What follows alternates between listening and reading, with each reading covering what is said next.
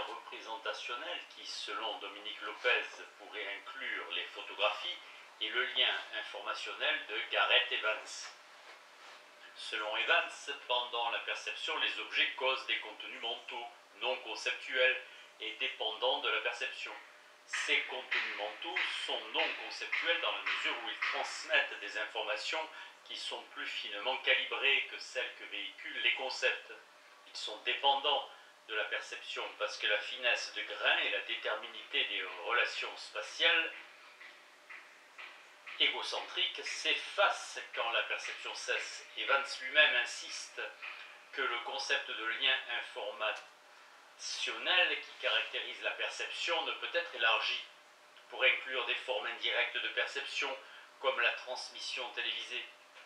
Ce refus de la part d'Evans acquiert son sens quand on le situe dans le cadre plus global de son analyse de la référence et de l'identification démonstrative. En particulier, les états informationnels occasionnés par la perception d'objets sont indexicaux, c'est-à-dire directement reliés à des espaces-temps particuliers. Cela permet potentiellement au sujet de distinguer le référent d'une perception donnée de tout autre particulier, de savoir donc à quel particulier il pense, ce qui est requis pour que les contenus perceptifs puissent contribuer à nos connaissances. Lorsqu'il s'agit d'analyser le statut épistémique des photographies, nous devons bien séparer deux caractéristiques du lien informationnel qu'on ne serait pas forcément obligé de séparer si nous traitions de la perception directe d'objets. Le lien informationnel est, dit-on, une relation directe à un objet particulier ou à une portion de l'espace-temps, et petit 2, une relation dans laquelle l'information est donnée d'une manière spécifique. Elle est non conceptuelle, égocentrique et déterminée. C'est le premier ingrédient, et pas le deuxième, qui confère à l'accointance perceptive le pouvoir d'occasionner des pensées singulières. Cela est facile à illustrer si on pense au type de pensée que causent les peintures fictionnelles.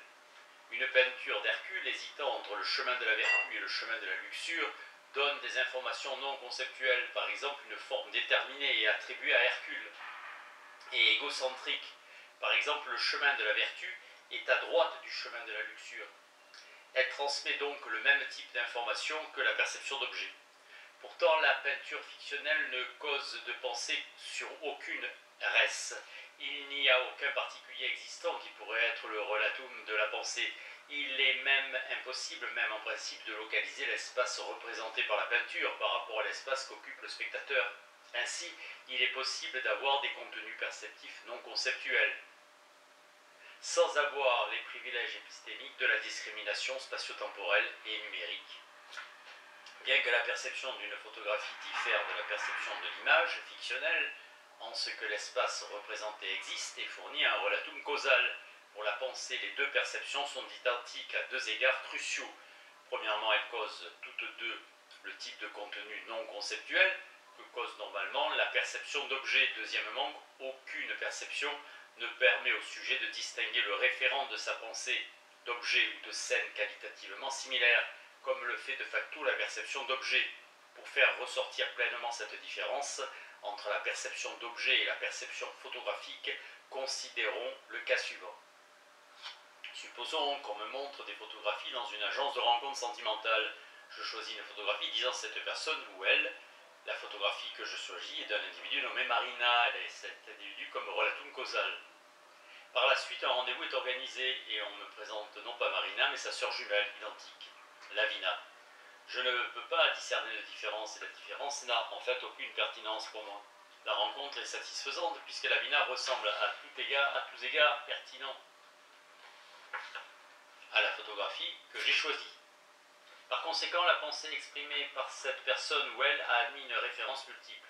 Selon le critère relationnel, la pensée est des ré. Marina est la res et relatum causal de ma pensée. Mais d'un point de vue épistémique, en ce qui concerne son rôle cognitif, la pensée occasionnée par l'image aurait pu tout aussi bien être le dédicto, puisqu'une res a pu se substituer à l'autre, Lavina pour Marina. La pensée n'a pas fixé de référence, mais était descriptive.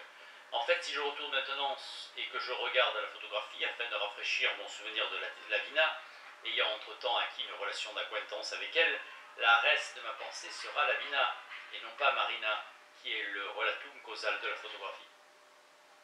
Des questions peuvent être soulevées concernant la pertinence de cas d'indiscernabilité conceptuelle perceptuelle lorsque la tâche est d'établir la capacité des photographies à occasionner des pensées singulières. Ne pourrais-je pas perdre de vue l'identité numérique de chacun des jumeaux, même en l'absence de toute perception photographique? Par exemple, quand je perçois l'un des deux, ne puis-je pas me demander lequel des deux c'est? Et cela n'implique-t-il pas qu'il n'y a pas de problème de référence propre à la perception photographique qui ne serait pas déjà présente dans la perception d'objets?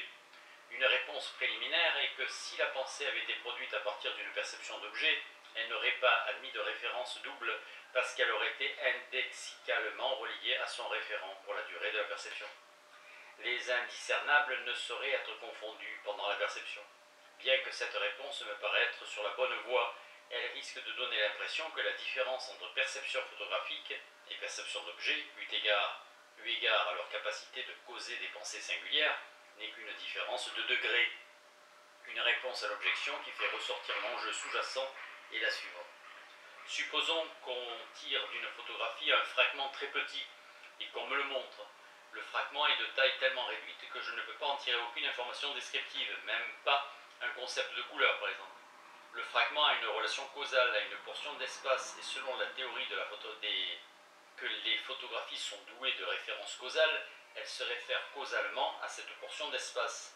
La mini-photographie ne peut divulguer aucune information à propos de son référent, de telle sorte que ne puisse connaître que deux choses concernant l'ingrédient référentiel de ma pensée. Petit a, ma pensée se réfère à quelque chose. Petit b, n'importe quelle chose, toute portion d'espace, toute partie de tout particulier pourrait être son référent. Comparons maintenant cette situation qui caractérise la perception photographique à la situation analogue, qui concerne la perception d'objets. Lorsque j'isole n'importe quel point de mon champ visuel, par exemple un point sur le plancher, je sais au moins deux choses à propos du contenu de ma perception. Petit a, je sais que ce contenu se réfère à quelque chose. Petit p, je sais à quoi il se réfère. Il se réfère à ceci, qui est distinct de cela là-bas, et de tout autre point n'importe où ailleurs. Ce que montre cet exemple, c'est qu'on peut avoir des pensées singulières sans l'aide d'aucun contenu attributif lors de la perception d'objets, mais pas lors de la perception photographique. Je suggère que cela se produit pour la raison suivante. Dans la perception d'objets, le lien causal et objectif au particulier assure de facto, au niveau épistémique, une forme de discrimination spatiale, et donc numérique. Dans la perception photographique, ce lien épistémique privilégié est rompu, et nous sommes obligés d'identifier les référents de nos pensées par quelque autre moyen. Cet autre moyen doit être descriptif, puisque quand les contenus descriptifs font défaut, comme dans le cas de la mini-photographie, nous ne parvenons pas à assurer la référence en regardant la photographie. En l'absence de contenu descriptif, il nous faut quelques représentations supplémentaires et indépendantes pour pouvoir identifier le référent tel qu'un nom propre ou des coordonnées géographiques. Je défendrai maintenant cette analyse de la nature des contenus mentaux occasionnés par les images en montrant que dans des cas clés où on attribue à des photographies le pouvoir d'assurer une forme de référence causale, celles-ci ne sont en fait utilisées que pour assurer une forme de référence descriptive, leurs liens causaux nonobstant. Les cas que je vais analyser seront des cas où les photographies sont utilisées pour faire référence. Les emplois des photographies ne sont pas tous référentiels. Quelques photographies, par exemple dans les publicités et les catalogues commerciaux, ne sont pas utilisées pour faire référence à leurs relata causaux. Bien qu'une photographie dans un catalogue commercial a comme relatum causal un particulier, au sens qui serait requis pour la référence causale, la photographie est utilisée pour transmettre des informations descriptives générales qui portent sur tout particulier indiscernable, eu égard à certaines propriétés du relatum causal. L'utilité d'une photographie d'un ordinateur portable dans un prospectus est qu'elle me permet d'avoir des croyances à propos de la forme, de la couleur et des attributs esthétiques de l'ordinateur que je posséderai, non pas à propos de la forme et de l'aspect du relatum causal de la photographie. Dans ces cas, les liens causaux de la photographie ne sont pas exploités pour assurer quelque nécessité dans une désignation. En fait, ils ne sont qu'un résultat contingent du fait qu'un processus causal non agentif a été utilisé dans le but de transmettre des informations attributives aussi précises que possible. De telles photographies pourraient être dites dénoter des classes d'objets, mais plus précisément, elle pourrait être qualifiée d'exemplification de propriétés visuelles déterminées, telles que la forme et la couleur phénoménale. Et les exemplifications font référence à des propriétés, pas à des particuliers. Pourtant, il y a bien des emplois référentiels des photographies. Par exemple, nous regardons des photographies d'amis afin de nous souvenir d'eux, non pas afin de penser à tout individu qui instancierait éventuellement les mêmes propriétés visuelles qu'eux. Deux questions se posent à propos de ces emplois référentiels. Est-ce que l'emploi de photographie peut occasionner des pensées singulières? Et si les photographies parviennent à occasionner des pensées singulières, quel est le rôle précis de leurs liens causaux dans ce processus? Les réponses ne sont pas celles qu'on aurait pensées à première vue. Considérez le cas suivant.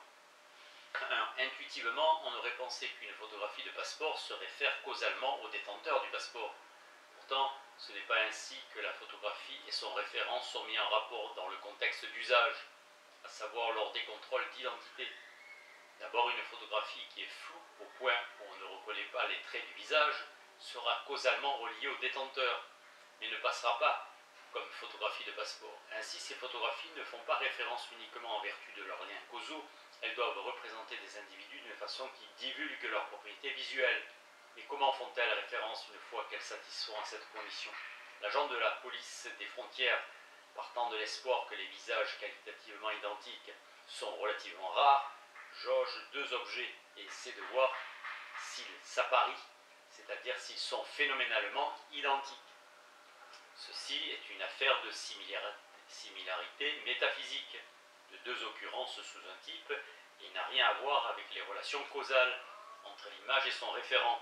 La présence de la relation causale appropriée entre image et détenteur doit être inférée de manière probabilistique, à partir de leur similarité sous un type.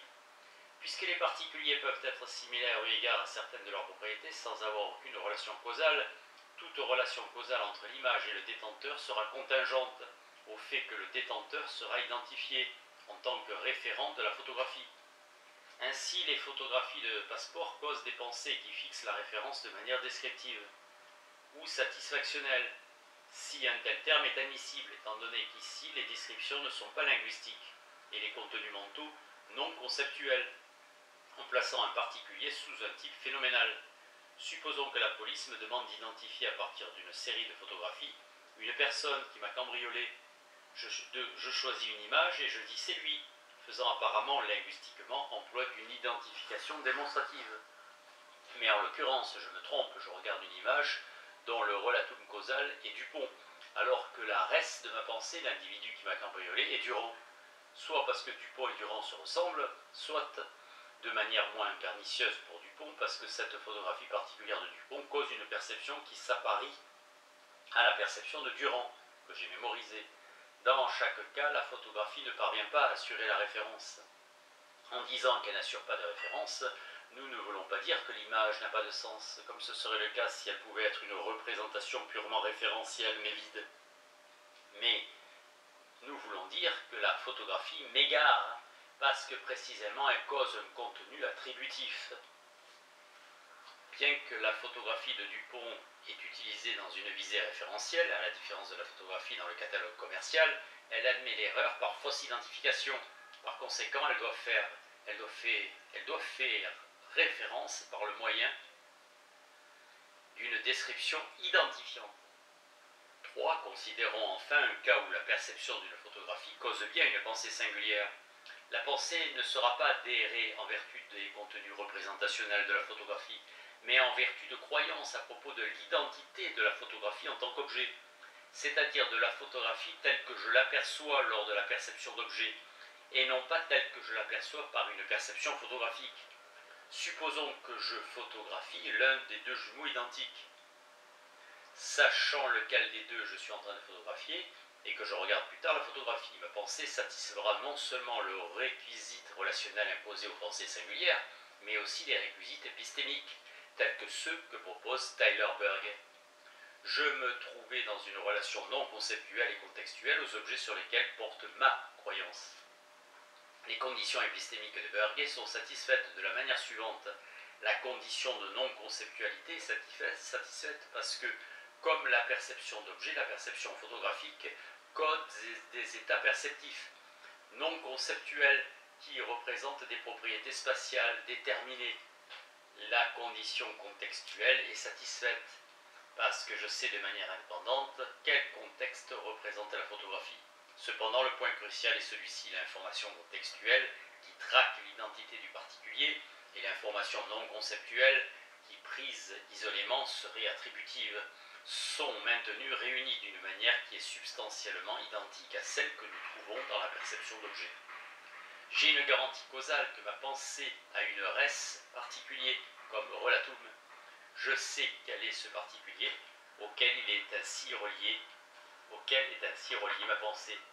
Et j'ai les mêmes informations non conceptuelles à propos de ce particulier que j'aurais si je pouvais le percevoir directement. Ces conditions ne sont pas réunies quand je perçois une photographie sans avoir de croyance indépendante à propos de leur histoire causale. Dans ces derniers cas, j'ai accès uniquement aux informations attributives, les seules que rend explicite la photographie, et l'absence d'informations contextuelles qui assureraient l'identité numérique du référent empêche que l'information soit ancrée à un particulier dans la pensée. Le cas décrit semble être un cas authentique d'acquaintance à distance, remote acquaintancy. Il est à distance puisque j'ai des informations sur l'objet en son absence. Il constitue un cas d'acquaintance puisque tous les ingrédients informationnels qui proviendraient normalement de la perception directe sont conservés. Petit 1, la connaissance de l'identité numérique de l'objet de la pensée. Petit 2, l'information non conceptuelle concernant l'objet.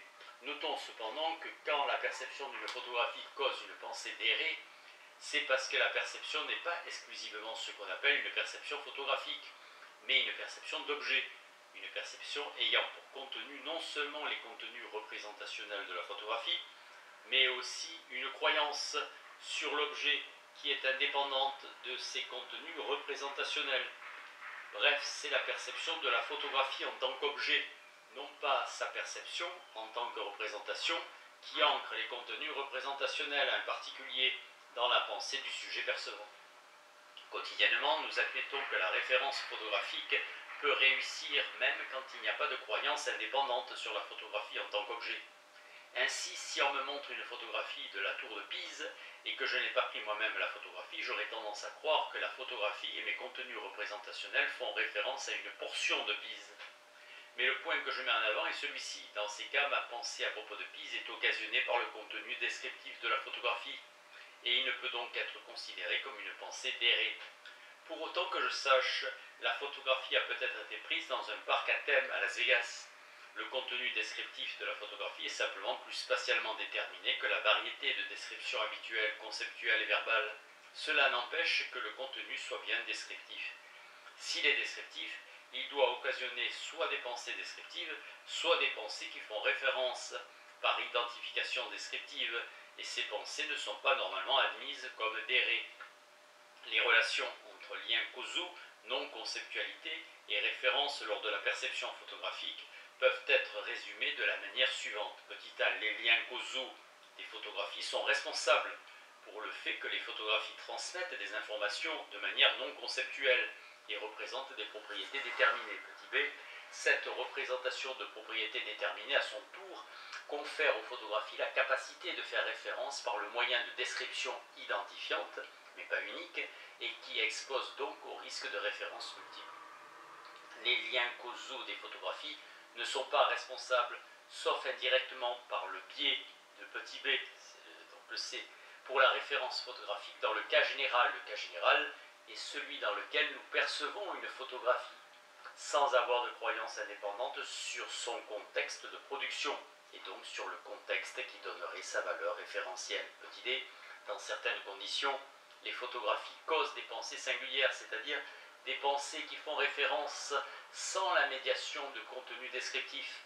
Pour que cela se produise, le sujet doit avoir une acquaintance avec le contexte de production de la photographie ou avoir des croyances identifiantes, appropriées, par exemple non picturales, à propos de ce contexte.